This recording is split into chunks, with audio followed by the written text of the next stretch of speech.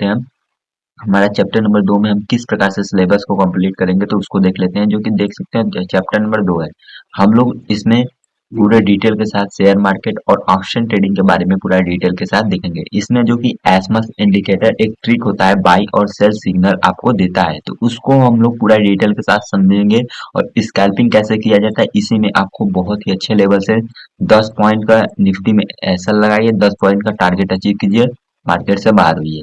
मतलब आपको 1 से 2 मिनट में स्कैल्पिंग करना है, तुरंत प्रॉफिट बुक कीजिए, लीजिए और बाहर हो जाइए। और सपोर्ट और रेजिस्टेंस किस प्रकार से ड्रा किए जाते हैं हम उसको पूरे डिटेल के साथ आज इस चैप्टर में कंप्लीट करेंगे। और स्ट्राइक प्राइस किस हिसाब से हम लोग स्ट्राइक प्राइस चूज करेंगे उसको हम देखेंगे। एटीएम, ओटीएम, आईटीएम किस प्रकार से मार्केट में इन प्रीमियम का प्रभाव पड़ता है, हम उसको पूरे डिटेल के साथ देखेंगे। और प्रीवियस पॉइंट को किस प्रकार लगाते हैं, फीब रिस्टेटमेंट को किस प्रकार से लगाते हैं उसको हम लोग पूरे डिटेल के साथ देखेंगे। और आरएसआई और वैल्यूम को पूरे डिटेल के साथ हम लोग देखेंगे। तो आइए अब चलते हैं चैप्टर की ओर। हम लोग चैप्टर की ओर किस प्रकार से कंप्लीट करेंगे, तो पहले थोड़ा सा बेसिक है हम उसको पूरा कंप्लीट कर लेते हैं, तो फिर उसके बाद चैप्टर की ओर पूरा हमारा फोकस ऑप्शन ट्रेडिंग के ही बेस पर है। पूरा ऑप्शन ट्रेडिंग हम लोग किस प्रकार से करेंगे, हमारा आगे किस प्रकार से कंप्लीट होगा कोर्स, उसको आइए देखते हैं। थोड़ा सा बेसिक है उसको कंप्लीट करते हैं। Basic setup of introduction of share market. किसी देखते हैं किसी स्टॉक है, कोई स्टॉक है, फिर उसकी कोई कंपनी रहेगी। कंपनी मान लीजिए कोई एचडीएफसी बैंक है, फिर वह मार्केट में अपना आईपीओ लाएगी। आईपीओ इनिशियल पब्लिक ऑफर, यह आईपीओ आएगा, इसमें आम जनता पैसा लगा सकती है। इसमें आम जनता पैसा लगाकर आप अपनी हिस्सेदारी उस कंपनी के मालिक बन सकते हैं। तो उसमें पैसा लगाएंगे, स्टॉक में आईपीओ आएगा, फिर आईपीओ में आएगा, फिर आप लगा दिए, फिर उसमें आप हिस्सेदार हो गए, कंपनी में आप हिस्सेदार हो गए। अब कंपनी का प्रॉफिट लॉस जब होगा उसमें, तो अगर कंपनी को प्रॉफिट हो रहा है तो आपको भी प्रॉफिट होगा, अगर कंपनी को लॉस हो रहा है तो आपको लॉस हो रहा है उसमें, क्योंकि आप पैसा लगाए, इन्वेस्ट किए हैं आप, और उसमें आपकी कंपनी में हिस्सेदारी हो गया, तो मालिक हो गए। तो यह तो बेसिक हो गया। अब आइए चलते हैं निफ्टी और बैंक निफ्टी की ओर। हमारा पूरा ऑप्शन ट्रेडिंग है, जो कि बैंक निफ्टी है, या जो बैंक निफ्टी है या बैंकों से मिलकर बना है। और निफ्टी 50 जो है, यह टॉप 50 कंपनी जो होती हैं उनसे यह निफ्टी 50 बनता है। तो आइए अब आगे चलते हैं हम लोग। अब ट्रेडर, हमें तो ट्रेडर बनना है, ऑप्शन ट्रेडिंग करना है, तो उसको पूरे डिटेल के साथ देखेंगे, जो कि बैंक निफ्टी है। बैंक निफ्टी का ही डेरिवेटिव होता है फ्यूचर। फ्यूचर जैसे निफ्टी फ्यूचर हो गया, बैंक निफ्टी फ्यूचर हो गया। जो आपका मंथ चल रहा है, जैसे जनवरी का फ्यूचर लेना है तो आप जनवरी का फ्यूचर लीजिए, फरवरी का फ्यूचर लेना है तो फरवरी का फ्यूचर और सेल ले सकते हैं, अपने हिसाब से ले सकते हैं। वही अब ऑप्शन में अगर आप आएंगे तो उसमें ऑप्शन में देख सकते हैं एक वीकली होता है, एक मंथली होता है। ऑप्शन में वीकली जो कि 7 दिनों का होता है, 7 दिनों में आप काल पुट ले सकते हैं, और मंथली में भी आप ले सकते हैं काल पुट। इस प्रकार से हम लोग काल पुट लेते हैं। तो अब हमें जानना है how to buy real SL, GTT order, और how to take the target. हमें कैसे ऑप्शन को बाई करना है, और बाई करने के बाद उसमें में स्टॉप लॉस किस आधार पर लगाना है, और जीटीटी ऑर्डर लगा सकते हैं, जैसे कि 5% का अगर आपको लॉस लेना है तो 5% का टारगेट इस प्रकार से आप ले सकते हैं। अब हमें आइए चलते हैं नेक्स्ट पॉइंट की ओर। नेक्स्ट पॉइंट है हमारा, यहाँ से देखिए basic stock, basic to advance course यहाँ से स्टार्ट होता है। आपको यहाँ से पूरी जानकारी बहुत ही अच्छे लेवल से मिलने होगा, और आपको बहुत ही अच्छे लेवल से नोट्स बनाते हुए चलना है, क्योंकि यह बहुत ही इंपॉर्टेंट है। यहाँ से हमारा स्टार्ट होने वाला है चैप्टर। तो आइए चलते हैं आगे, हम लोग किस प्रकार से स्ट्राइक प्राइस कैसे चुनते हैं दोस्त। मार्केट में स्ट्राइक प्राइस किस आधार पे हम लोग चूज करते हैं। जैसे एक आईटीएम होता है, एटीएम होता है, ओटीएम होता है। जैसे स्ट्राइक प्राइस एटीएम, जैसे मार्केट मान लीजिए प्रेजेंट टाइम में कितने आधार पे चल रहा है, मान लीजिए मार्केट इसमें जो कि आपका 42,000 है, 42,000 है, या 42,000 पे प्रेजेंट है, या आपका प्रेजेंट मार्केट इस आधार पे चल रहा है। जब आपका एटीएम हो गया, आईटीएम क्या हो गया, 41,000 मान लीजिए, इसके थोड़ा सा पहले ही 41,000, ये आपका आईटीएम हो गया। एड द मनी, यह थोड़ा सा इसके अंदर है, ये एटीएम हो गए। आउट ऑफ द मनी क्या होगा, जो आपको थोड़ा सा दूर का लेना है, जैसे 43,000 आउटी ओटीएम हो गया 43,000, आपका ओटीएम हो गया 43,000। प्रेजेंट में मार्केट आपका यहाँ पे चल रहा है 42,000, इसको ऐड द मनी कहते हैं। और हमें जब भी स्ट्राइक प्राइस चूज करना है तो add the money he choose करना है, या ऐड द मनी या आईटीएम चूज करना है। ऐड द मनी या इन द मनी हमें चूज करना है। इस प्रकार से आइए इन तीनों का पूरा और कंप्लीट, जैसे एटीएम है, एटीएम का फुल फॉर्म क्या होता है, ऐड द मनी। आईटीएम क्या होता है, इन द मनी। ओटीएम क्या होता है, आउट ऑफ द मनी। हम इस आधार पे जान गए। तो हमें अगर चूज करना है स्ट्राइक प्राइस, तो हमें यही दोनों चूज करना चाहिए। अगर जो मार्केट जैसे चल रहा है, जैसे मान लीजिए निफ्टी चल रहा है आपका 17,500, 500, तो हमें इसी का एटीएम ही हमने बाई करना है, एट द मनी या in the money. In the money जाना है तो आपको 17,450 का चूज कर लीजिए, यह इन द मनी हो गया। इस प्रकार से हमें स्ट्राइक प्राइस चूज करना है। ओटीएम हमें कब बाई करना चाहिए, ओटीएम आपको बता दें। ओटीएम अगर आपको मालूम है कि मार्केट अगर आपके टारगेट तक जाना है, ओटीएम देखिए सस्ता मिलता है, इसका प्रीमियम सस्ता मिलता है, तो सभी लोग 10 का 100 होने का इंतजार करते हैं। सभी लोग सोचते हैं, इसी में सभी लोग लॉस करते हैं। आउट ऑफ द मनी में सोचते हैं सस्ता मिल रहा है तो सस्ता खरीदेंगे तो हमारा प्रीमियम 100 जाएगा तो हमें 10 गुना प्रॉफिट होगा। इसी के लालच में आप लोग का सबसे ज्यादा नुकसान होता है। आपको ओटीएम कभी बाई नहीं करना चाहिए। ओटीएम कब बाई करना चाहिए, जब आपको स्ट्रांग मालूम हो कि मार्केट वहां तक जाएगा। आपका पूरा मार्केट में बुलिश मोमेंटम, तो बुलिश मोमेंटम आपको मिलना चाहिए, वहां तक जाना चाहिए। अगर एटीएम ओटीएम खरीद रहे हैं तो 10 रुपए का भाव अगर आपको मालूम है कि यहाँ तक अगर मार्केट में मोमेंटम है, अगर 100 तक जाएगा तभी आपको आउट ऑफ द मनी जाना चाहिए, नहीं तो नहीं जाना चाहिए। आइए अब चलते हैं, इसको और अच्छे बेसिक के साथ समझते हैं। जैसे ओटीएम हो गया, एटीएम हो गया, आईटीएम। अब देखिए प्रेजेंट में आपका मार्केट मान लीजिए चल रहा है 43,600 और 33,600, 33,700, 33,600, 33,700 का यह आपका एटीएम, जो कि प्रेजेंट में मार्केट इस टाइम चल रहा है। यहाँ पे मार्केट आपका चल रहा है। तो अगर आपको आउट ऑफ द मनी जाएंगे तो इसको प्रीमियम सस्ता मिलेगा। आउट ऑफ द मनी जाएंगे तो प्रीमियम सस्ता मिलेगा। अगर मान लीजिए एट द मनी आपको मिल रहा है 50 रुपए का, 50 रुपए का, अगर आउट ऑफ द मनी जाएंगे तो यही प्रीमियम आपको जानते हैं कितने का मिलेगा, 10 रुपए का, क्योंकि सस्ता है।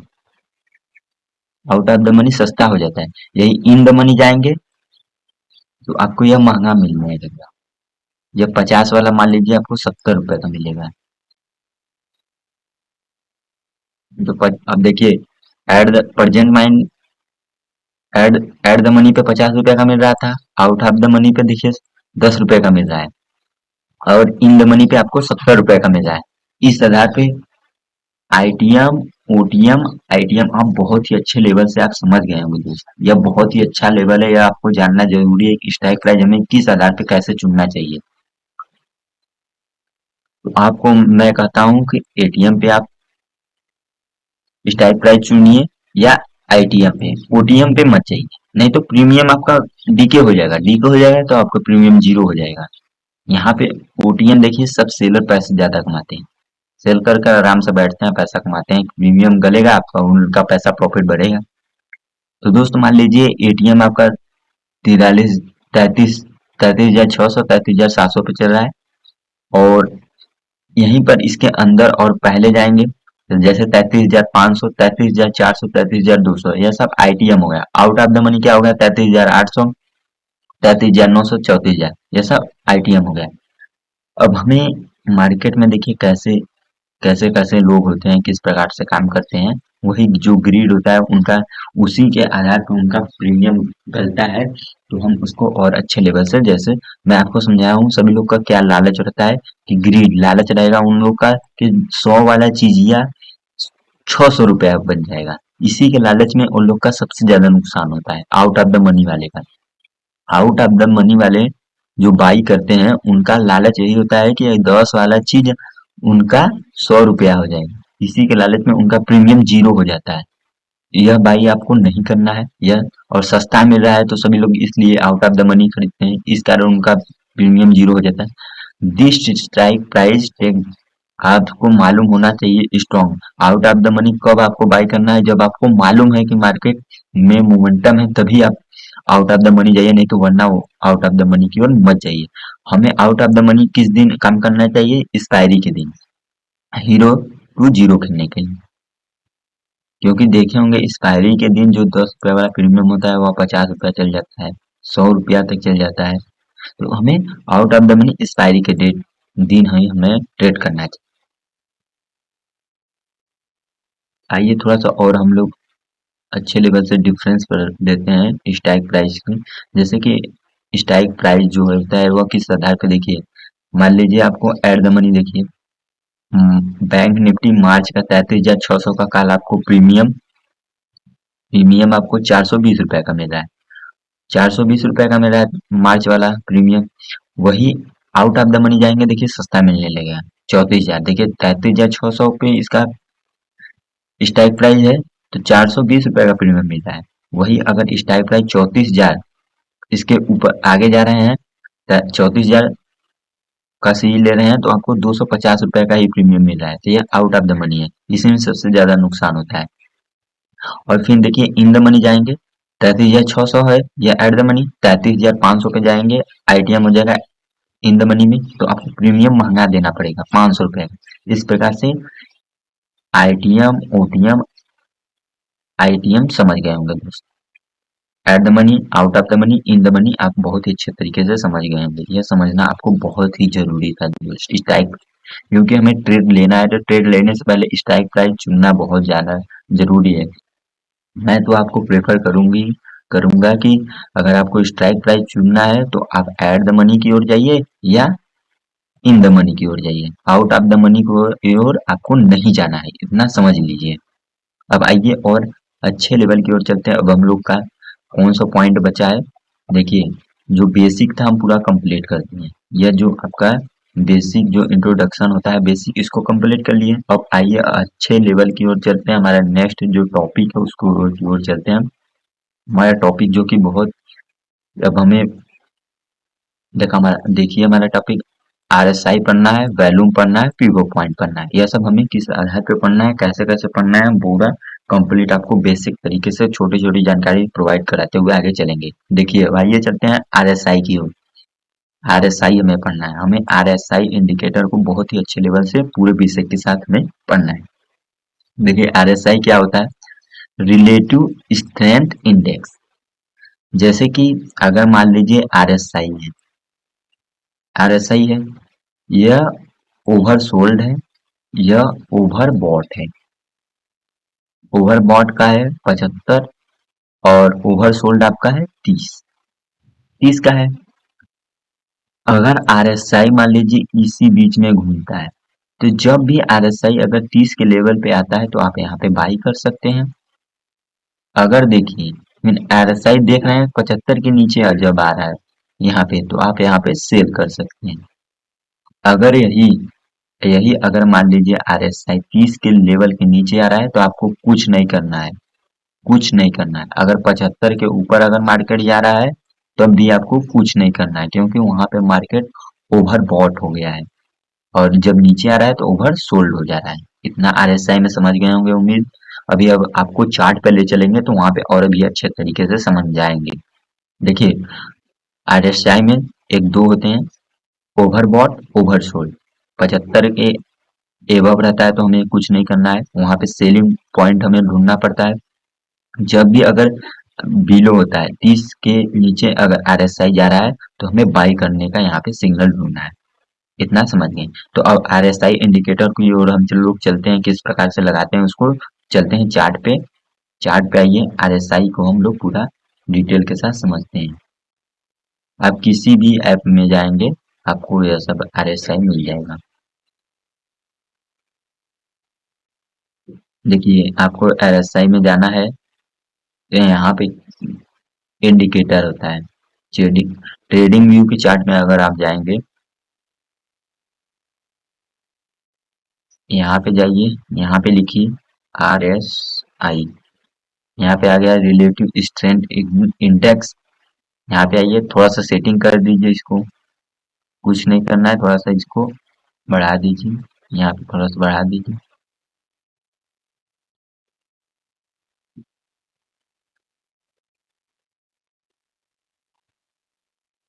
ये आपका RSI है।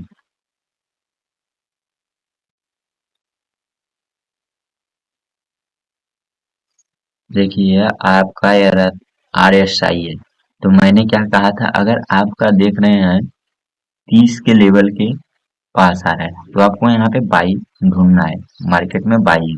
देखिए अगर आप यहाँ पे आया मार्केट, यहाँ पे RSI देखिए, यहाँ से मार्केट ऊपर गया, तो यहाँ से देखिए मार्केट ऊपर गया है कि नहीं, यहाँ से मार्केट इतना ऊपर गया है। तो यही, अब जब देखिए 70 या 75 के अगर नीचे मार्केट यहाँ से आने का कोशिश कर रहा है, तो आप वहाँ पे सेलिंग प्रेशर ढूंढिए कि मार्केट वहां से रिवर्सल होगा। वहां से देखिए मार्केट यहाँ से रिवर्सल हुआ है कि नहीं। इस प्रकार से हुआ है कि मार्केट 75 के लेवल से आया, यहाँ से मार्केट गिर गया RSI, क्योंकि यहाँ पे देख रहे हैं ओवर सोल्ड हो गया, ओवर बॉट हो गया, सॉरी ओवर बॉट हो गया, मतलब मार्केट बहुत ज्यादा ऊपर चला गया।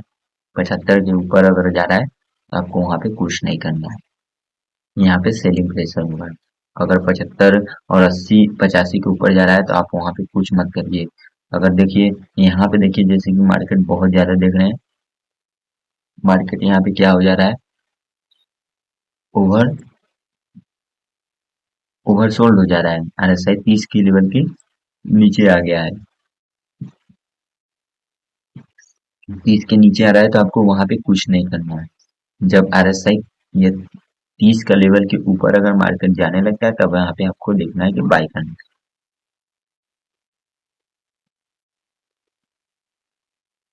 फिर ये और भी आपको पीछे ले चलते हैं। यहाँ पर जैसे देखिए RSI 70 के ऊपर चला गया है। यहाँ पे आप बाई करने की कोशिश मत कीजिए, यहाँ पे बाई करने की कोशिश मत कीजिए। देखिए अगर यहाँ पे बाई करते तो आपका स्टॉप लॉस हिट हो जाए। अगर RSI आपका 70 75 के ऊपर जा रहा है तो आपको वहां पे बाई करने की जरूरत नहीं है, इतना समझ लीजिए।